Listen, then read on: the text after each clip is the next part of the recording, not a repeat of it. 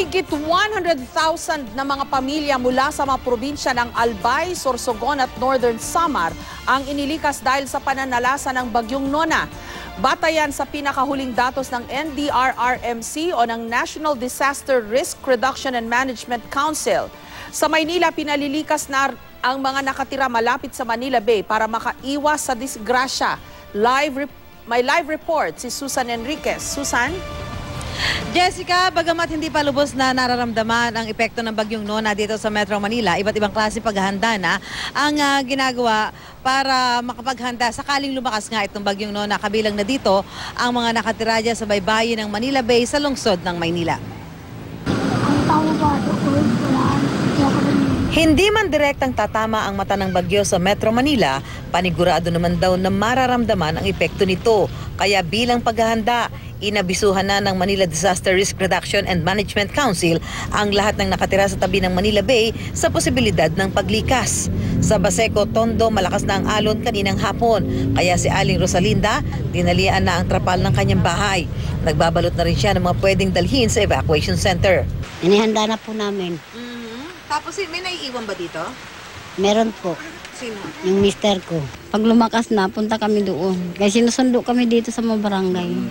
Ayon sa kapitan ng barangay, prioridad na mailikas ang mga nasa gasangan area. Mauna muna yung mga bata, matanda, babae, may sakit o kapansanan, mga buntis. Nasa 500 bahay ang nasa gasangan area.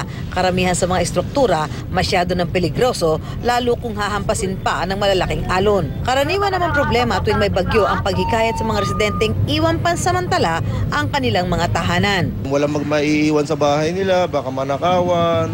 Kapag ka ganun, ma'am, pinapaiwan na lang namin, ma'am, yung kung sino muna yung lalaking pwedeng maiwan. Maging ang mga nasa Isla Puting Bato, Barangay ng Parola at Punta Santa Ana na pawang delikado tuwing masama ang panahon, inabisuhan ng maging alerto. We have to aim the zero casualty. Nakaantabay na rin ang MMDA sa hagupit ng Bagyong Nona. Sa oras na may mapatid na kable o bumagsak na puno o poste, malinaw na raw kung sino ang unang re-responde at sino ang mga susunod na kikilos. Ang mga naglalakihang billboard naman, maaga na ring binaklas. So, pinaya na kapag may signal ng bagyo dito sa Metro Manila, tinitiklop o niroroll down na ng mga billboard owners yung kanilang mga billboards. Samantala, nagsimula na ngayong araw ang mahigit 2 linggong suspensyon ng mga paghuhukay sa Metro Manila. Pero hindi ito para sa bagyo, kundi para bigyang daan ang inaasahang Christmas rush. Hindi naman kasama sa ban ang flagship projects ng pamahalaan gaya na NAIA Expressway, Skyway Stage 3 at malalaking flood control project. Ang agreement dito is yung mga maliliit na hukay katulad ng drainage improvement, kunyari road improvement, upgrading. Kailangan muna nilang i-restore. Kumbaga, tatambakan muna nila para madaanan yung kalsada na hinuhukay nila. Jessica, dyan sa lungsod ng Maynila, lalong-lalo na doon sa mga lugar na nasa gilid ng baybaying dagat, ano mga oras na kailangang lumikas sa mga residente ay pwede nang lumikas dahil nakahanda na ang mga evacuation center? Jessica? Tandang-tanda kung mga nangyari nung mga nakalipas na bagyo dyan sa may Tondo, Susan. Kung kailan kalakasan ng hangin, saka umaakyat yung ilang mga lalaki doon sa kanilang mga bubong at doon nagkukumpune, doon nila pinatitiba yung kanilang mga bubong.